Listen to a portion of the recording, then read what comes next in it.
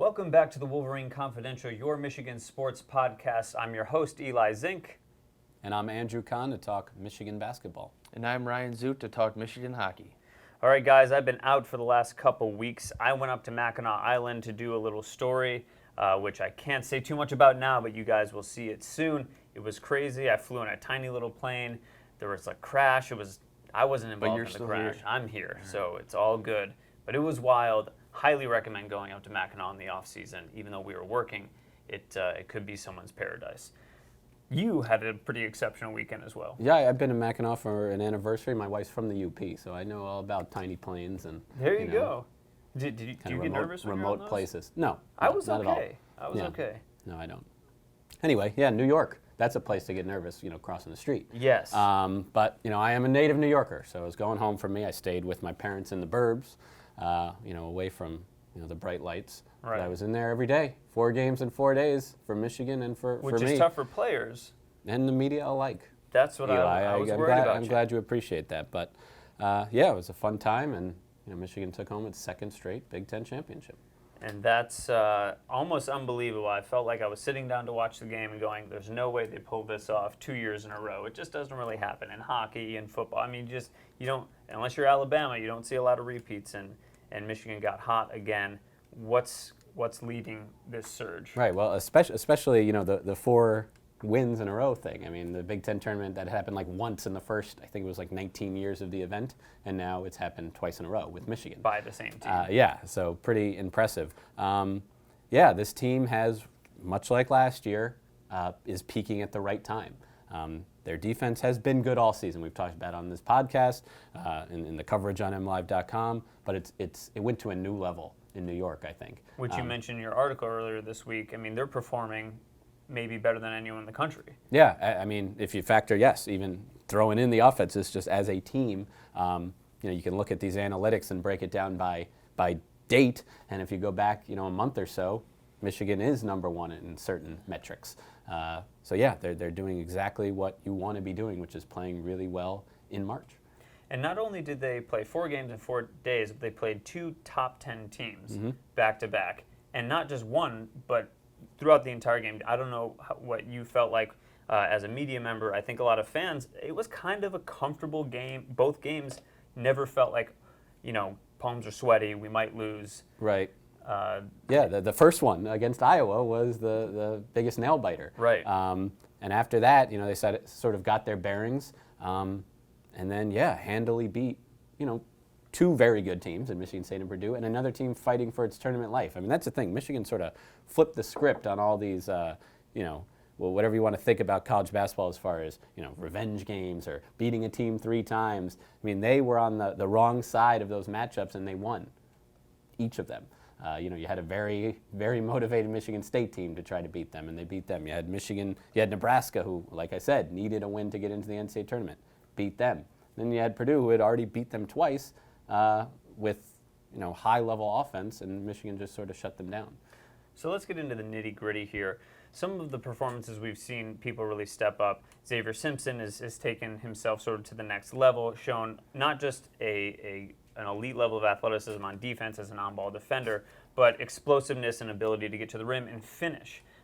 You see him going up against the big trees down low, and he's kissing it off the glass way up there. I mean, just these cheeky moves that you don't see often, and maybe this is something he's added to his game, but he's really been impressive. And then you have Duncan Robinson, who's stepped up and suddenly become one of the better defenders in the Big Ten out of nowhere.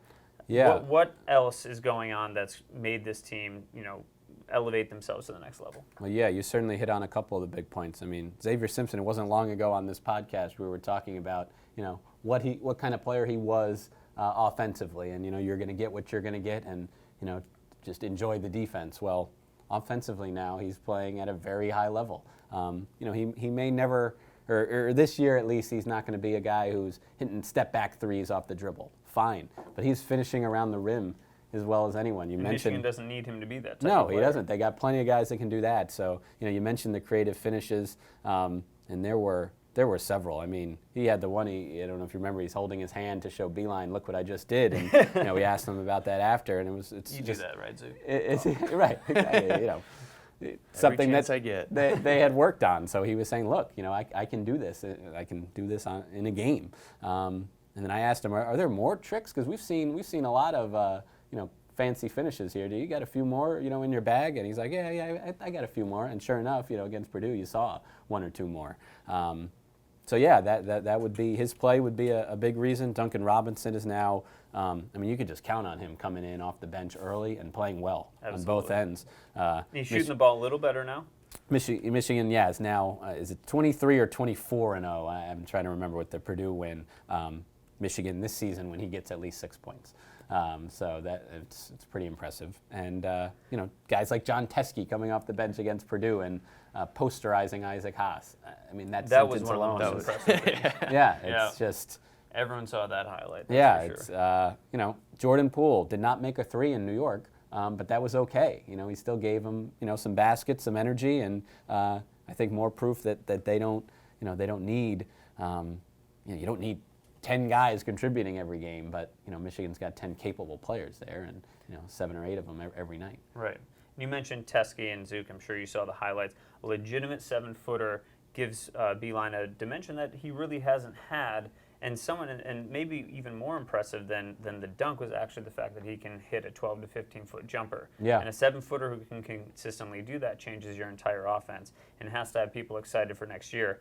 Now, Wagner is likely going to the NBA, I would imagine.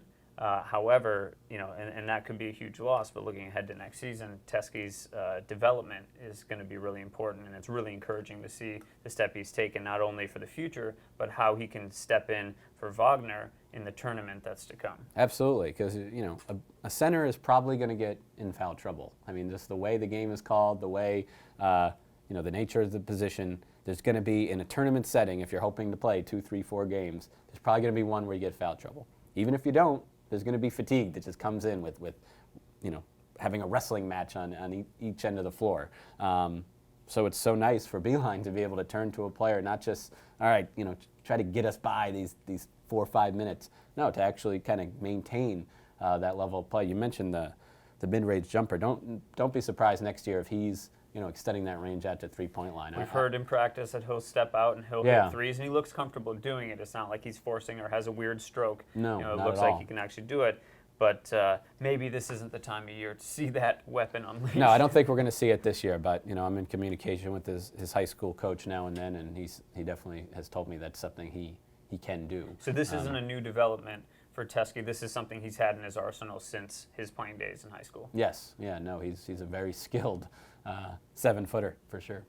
So as we move on and we talk specifics about the tournament, we have some bracketology that's putting Michigan as a 3 seed.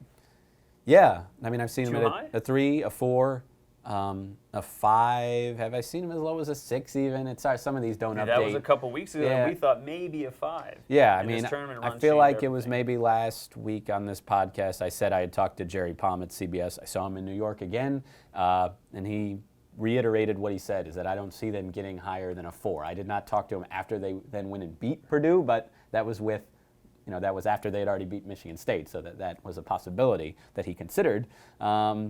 But I don't know. He's just one man. We'll see. The interesting comparison, of course, that fans around here are making are their resume to Michigan State's, and how it compares and where they might end up. Kyle Austin from MLive had a story breaking that down as far as who might get to play at Detroit. Well, you look at the schedule, you want to compare schedules, and Michigan's early season out-of-conference schedule was weak. They didn't play a lot of really strong teams, and the strong teams they did play, they struggled against to some extent. But as they've gotten hotter, their schedule has also gotten harder, and they've had even better results. 9 straight wins, multiple wins against top 10 opponents. Obviously, Michigan State has a better overall record, sitting at 29-4. Michigan at 28-7. But I think it would be tough to justify having State significantly higher than Michigan. What are your thoughts on that head-to-head seeding? I would agree. 2 seed line seems like a lot, but they did get a neutral floor win over North Carolina, Michigan State, that is. That shouldn't be ignored. I think the whole season has to be considered for sure. To me, I've always thought the best way to do it would be your whole season determines who gets into the tournament, but you do put an extra emphasis on those last, 2-3 weeks for seeding purposes. But that's not how it's done, as far as we know. There used to be at one point those last 10 mattered, but they don't weigh anymore. Which is completely different in hockey, where a tournament win means no more than a win during the regular season. So and it kind of makes sense. The tournament is being played, now. Okay, come Selection Sunday, that it's happening. Don't we want to see the teams that are playing at their best right now? Which is understandable. But that's not how it works. We don't want people to. I mean, it's easy to suffer from recency bias and Right, think this is the greatest team, but at the same time, teams do improve over the year, or some get worse. But right now, Michigan's about the hottest team in the country, not just in basketball, but also in hockey. A really hot team. Michigan had the legendary Red Berenson ride off into the sunset to some extent, and still pretty involved in the program, but right. So Mel Pearson comes in, great hire, of course, but the hockey team struggled a bit to start the season, starting 8-10-2, and since then have caught a bit of fire themselves. For those who don't watch the hockey team or maybe follow them as closely as others, how have we gotten to where we are with Michigan hockey? Well, starting off, Mel Pearson taking over a team that's the third youngest in all of college hockey. So, there's going to be growing pains. It's going to take a little bit of feeling out between players and coaches. But, starting from mid-season, and then they had a break, and they've come back. They've gone 12-3-1 since. They've won 7 in a row, including a sweep of Wisconsin last weekend in the Big Ten tournament. And, out of all the teams in college hockey right now, people are talking about Michigan. And there's not a hotter team in all of college hockey right now. So they're climbing up the rankings. They started the season with a top line that was really putting the puck in the net, but they're getting no depth. What specifically about this offense has changed? And then we'll talk about the defense and goaltending a little bit. Yeah, well, I was told by someone pretty close to the team that Mel Pearson had a pretty stern conversation with some of the younger guys mid-season, saying, "Hey, you guys have to be better. Like, we need more out of you. This is Michigan, and we have expectations, not rules or anything like that. We have expectations." And one of those guys was freshman Dakota Arabia forward. He was a healthy stretch at times early on. And then I was at the Notre Dame game a couple weekends ago. It's a one goal game, 1-0 game in the last minute, and he's out there blocking shots.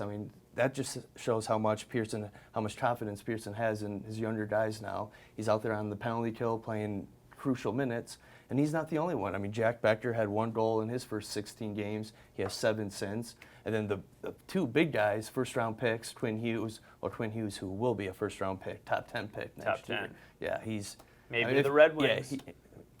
Yeah, they need a defenseman like him, that's for sure. A puck-moving guy, very mobile. Great you watch skater, him speed. on his edges. It's just crazy how he can move out there and escape and find an open man and get open. So despite being a little bit undersized. He is undersized. He was 17 when the season started. So again, it's going to take a little bit while to get adjusted to the college game, a little bit more physical, but he's done that, and he has 13 points.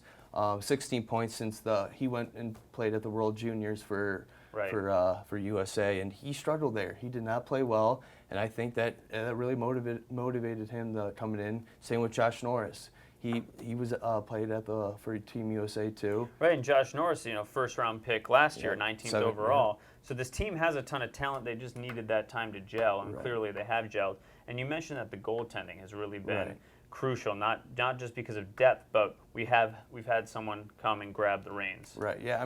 Starting off, it was a battle between Jack LaFontaine, a third-round pick, and sophomore Hayden Levine. And Pearson needed some guy to step up and take that job. And through the first half of the season, nobody was doing that. They were allowing over 3.3 goals per game, which was ranked in the bottom half of the NCAA. And then Hayden Levine stepped up. He had a shutout over Penn State, had a shutout the next night against Penn State, one of the top offenses in all of college hockey, had a shutout until the final 3 minutes and let 2 in late, but they still went on to win, and he's been red hot. And then that helps the rest of the team. When you have confidence in your goalie, you're not afraid of making a mistake in the defensive zone. Yeah, it seemed like at the beginning of the year, every mistake they would make in the defensive zone would end up in the back of their net. And it's tough for confidence. It really is. So as we go forward, we have a big matchup with Ohio State. You see the Wolverines, Ohio State rivalry game. The helmets look the same on the ice. They're playing in Columbus. In Columbus, yeah. And so how is this team looking as it goes forward? It's still hot, but hockey, you Right. can have bad puck luck. Right. You could play way better than the other team, and suddenly you Ohio lose. State's a bad matchup for them because I mean they can score goals, but they are very structured defensively. And if you give up 2 early goals, like I mean they fell behind early against Wisconsin on Friday, it's going to be very difficult to come back like they did and score six goals like they did on Friday and 7 on Saturday. So for Ohio State, the 2-goal lead is not the most dangerous lead in hockey. Right. Yeah. Exactly. So I mean Pearson was saying on the radio this morning, I mean, they're the hottest team, or they're the best team in the Big Ten right now. I mean, Notre Dame had their run early in the year, winning 15 in a row, but they've tailed off a little bit. Ohio State is playing very good right now, and they're top 5 in the nation. So Michigan has been hot enough to effectively Yeah, secure themselves an at-large it's not bid. guaranteed, but I mean, Okay. it's pretty much guaranteed they will be back in the NCAA tournament. How much does this this year. team need to win the Big Ten tournament this year?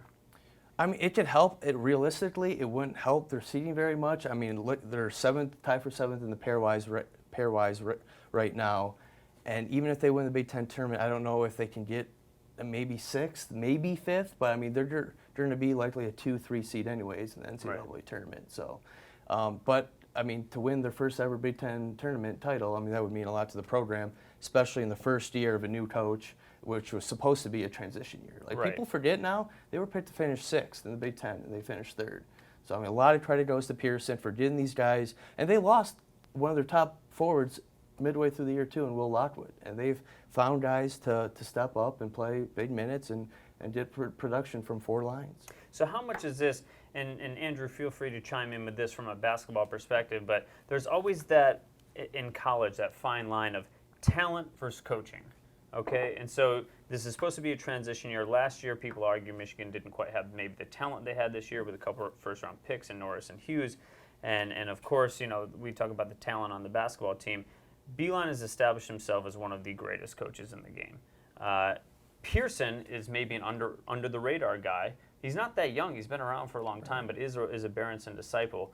How much of this is coaching versus talent, or do you see it as a combination? I mean, well, they have like 8 or 9 NHL draft picks on their team, but they don't have the high-end talent of maybe like St. Cloud State and guys who are older and matured more.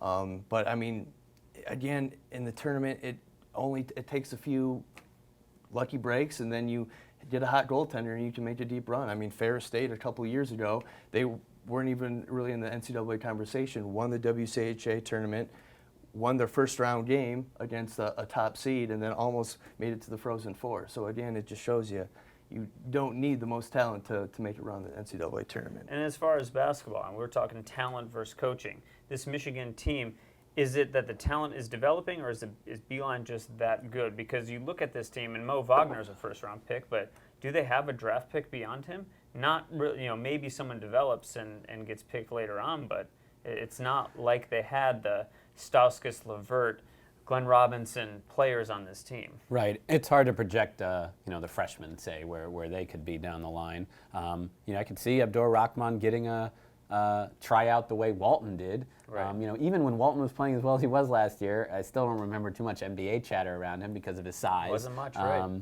So yeah, I could see the same thing happening with Abdur Rahman and possibly catching on just like Walton has. Right. But yeah, I think that's when you make your comment about Beilein, one of the best coaches. I think you're speaking for a lot of the people who look at the recruiting rankings and see not seeing all the stars next to the names of the players Michigan is bringing in, but that's sort of Beilein's MO, is looking for guys. He'll gladly take a 5-star, but he wants a guy then who's going to become a 6 or 7-star, if you will. He still wants those guys that physically is really what he's looking for. He thinks can still fill out, still mature. They've got the skill. The skill is there. Right. And he's looking for, guys who are going to get better, not necessarily the guys who he didn't care if you were the star of your 7th grade team, say. And Michigan fans should feel secure in that. And of course, now with Pearson, who people may not know about, they should probably have a bit of confidence considering what he's done with the team this year. Right. And then, kind of going off what Andrew was saying, Michigan kind of has a different approach hockey-wise. I mean, some of their guys, they've had plenty of one-and-dones over the years, first-round picks in the NHL, and have 1 or 2 good years here. They would move on and go to the NHL after that. And it'll be interesting to see what Hughes and Norris do after this year. I mean, I don't think they're quite ready yet, but, you never know when NHL teams to put some pressure on them. Hey, we'd like you to come now, and I'll open up their checkbook. But that's for a discussion for a different day. All right, different drafting system, though. Maybe we'll see the NBA go more towards college hockey's style, or I should say the NHL style of draft, where guys can go back to school. We're going to take a quick break, and we're going to bring in Aaron McMann to talk a little bit of football, so we'll be right back. Welcome back. We're here with Aaron McMann, who is now joining us, replacing Ryan Zuke, so we can talk a little bit of Michigan football, and you just wanted to kick Zuke out of here. Yes, always. So the big news in Michigan football, Drevno's out. What else is going on? What did we miss? I've been gone, you know that. Yeah, a couple big stories happened over the weekend. I decided to take the weekend off, and Michigan football decides to produce some news. That's the way it goes. Yeah, Drevno, we've talked about, obviously was believed to be out the door. You know, Michigan still hasn't confirmed that his departure. He's departed. His name is conveniently off mgoblue.com now, and USC decided to announce yesterday, Monday, that Tim Drevno has joined the coaching staff there. He's going to coach running backs. It's not unfamiliar territory for him. He spent one season coaching USC many years ago. He's from California. He went to Cal State Fullerton. He coached with Harbaugh at the 49ers. So he's got connections out there. It seemed like a relatively natural fit. So he's on the move. We still don't know technically who the offensive coordinator is going to be. Michigan still won't confirm or deny anything at this point. I know we can make all the assumptions we want, and we've done that. That self-assessment that Harbaugh said that he was going through on the whole team is still in action. Apparently. Now, granted, we haven't had an opportunity to talk to Harbaugh. At this point, we're dealing with media relations folks. They're not helping much. So I think the word is probably going to have to come from Harbaugh at this point. You could probably Snapchat him. Yes. And he will respond. Probably. So a lot of fans are breathing a sigh of relief now that Drevno's gone, because they pretty much, to speak frankly, blamed him for the offensive troubles this year. Not just the offensive troubles, but he was getting knocked as a recruiter as well, on some of these insider boards. How much belief should people put in that? Is Drevno to blame, and is that a sign of why he's gone? I think it's like anything. It's you kind of meet in the middle. I think he deserves some of the blame. Not all the blame, I don't think, should be thrust upon him. Yes, he was the offensive coordinator. Yes, technically he was in charge of the offense. The offensive line struggled at times. He's also the offensive line coach. So yes, I think there are a lot of things you can point back to Drevno and say maybe it was his fault. Maybe he shouldn't have been in the position he was. Whatever the case may be. At the same token, when we talk about this offense, and we've done it plenty now here in the last few months, there were issues abound. The line obviously struggled, and yes, he was in charge of that, but he wasn't the only one. The receivers struggled. He wasn't in charge of the receivers. There were three different guys calling plays, not just him. So there's a lot of things at play there. Yes, I think Drevno was part of the problem, but at the same token, I don't think it was all him either. Right. So as we go forward, we'll be looking to see how it all unfolds and who ends up being Michigan's offensive coordinator, or if it's going to be coordinator by committee, or Harbaugh ruling with an iron fist. We'll find out. Now, Andrew, you have a couple days off. I hope you're actually able to sleep.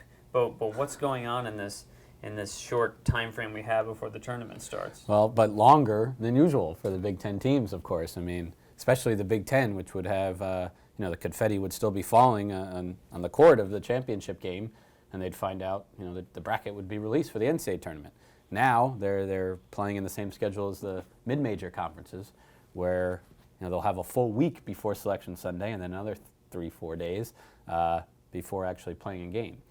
So I'll have a story. It's in the queue there on MLive. I think it's coming maybe tomorrow morning, where I talk to these mid-major coaches, Greg Marshall at Wichita, and Joe Dooley at Florida Gulf Coast, who was also an assistant at Kansas before that, who saw both sides. And I guess not to spoil it all, but they were fine with the extra time. I know a lot of Michigan fans are going to say, team is rolling, we want to keep playing, but I don't think there's some magic that's gone into this run. I think they're rolling because they figured things out, and that's why they're playing well, and I don't think that's going to go away because of the break. I think honestly having time to get in the gym and really focus on skill development and getting shots up might only help in those elements of the game, shooting and hopefully for Michigan's sake free throws. So I don't think they're going to lose this mojo that they've built. But I know if they go down early, that won't be how fans will view it. That's true, but we know how fastidious Beeline is with his film prep, and I think that can only benefit them this time off to do a little bit of the film prep once they figure out who they're playing, Right, and right. even just self-assessment as well. Even though they're looking pretty good, I don't know how you can be too critical of that team, but I'm sure he'll find a way. And lastly, we have the spring game coming up quicker than I can almost believe. The Yeah. winter's almost over. Coming up. So any big storylines that we should keep in mind before? I mean, we've got several. I feel like we talk about them every week now. The Shea Patterson thing remains in limbo. How? How is that still? From what I understand, the application has been submitted to the NCAA. At this point, it's in the NCAA's court. They can make a decision in the next few weeks. I would assume that one's going to be made, and Michigan would like one to be made before the start of spring practice, which is March 23rd. So it's a couple weeks. That gives them a couple weeks. NCAA, they have committees that decide this stuff. They look at the application that was submitted and determine whether or not they're going to make them eligible. And then you've got some outlying instances. You got the recruitment of Calvin Anderson. Obviously he could be a huge thing for the offensive line. Now he wouldn't come in until the summer, so Michigan would be working with a young, unsure, I guess, offensive line until then. But if Michigan can go into spring practice knowing it's got Shea Patterson and/or Calvin Anderson at their disposal going into next season, I think that's going to help some of those detractors that think that maybe this Michigan offense, is going to struggle again. That they can fill those two holes. I think they'll be good. They'll be, I think, happy going into spring practice. A little more comfortable, a little more depth. Yeah, and then they can go in there with a plan, I guess. Now, obviously, say Shea Patterson is ruled eligible. He's not necessarily, exactly won the quarterback job just yet. I mean, it's obviously assumed, but there's always going to be the competition and everything else. But I think Michigan can move forward, knowing what it has there. When is the spring game, by the way? April 14th. 14th. Yeah, Okay. Saturday. So there's a lot going on with basketball, hockey, and football. Stay tuned at MLive for all Michigan sports coverage. We'll be back next week. Thank you for joining us. I'm Eli Zink. I'm Andrew Kahn. I'm Aaron McMann. We'll see you next week.